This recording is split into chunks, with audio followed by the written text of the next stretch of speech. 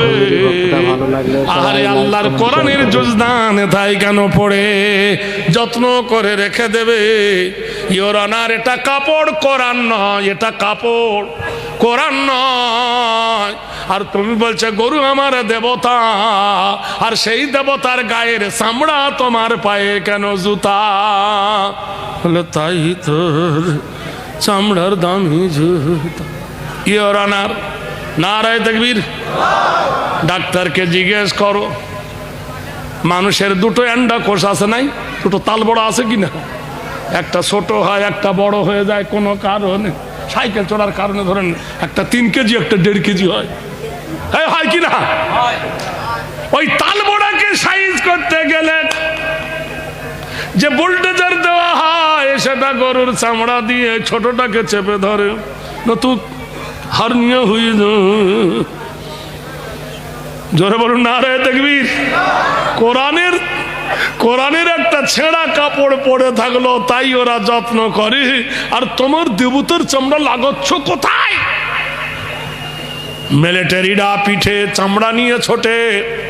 Tata company, Bata company, Ajanta কোম্পানিকে জিজ্ঞাসা করো, হাজার হাজার গরুর চামড়া দিয়ে ব্যাগ তৈরি হয়।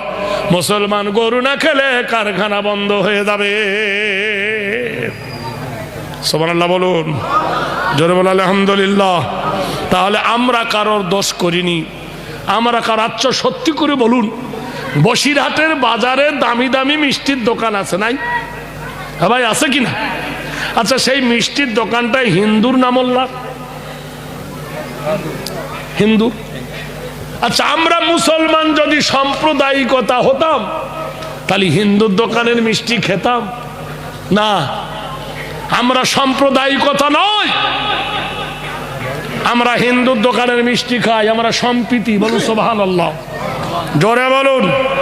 আমরা হিন্দুর দোকানের কাপড় কিনি, এমনকি কাফনের কাপড় পর্যন্ত দোকান থেকে কিনে এনে আমাদের বাপ মাকে কবরে শোয়াই, ঠিক কিনা বলুন? আমরা হিন্দুর দোকানের চা খাই, মিষ্টি খাই, চপ খাই, বেগুনি খাই, আলুর চপ খাই, ঘুগনি খাই, পরোটা খাই। কোন হিন্দুকে আমরা ঘৃণা করি না। কিন্তু মুসলমান যদি একটা বসিরহাটে মিষ্টির দোকান করে, কোন হিন্দু খাওয়া তো দূরের কথা, দোকানে গিয়ে বসবে না।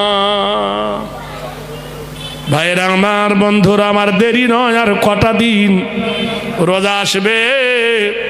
বাজারে যাবেন, বসিরহাটের বাজারে মিষ্টি দোকানকে জিজ্ঞেস করবেন, কাকা কেমন আছো? বলবে বিক্রি নাই। মোল্লা রোজা করেছে, ওরা সোজা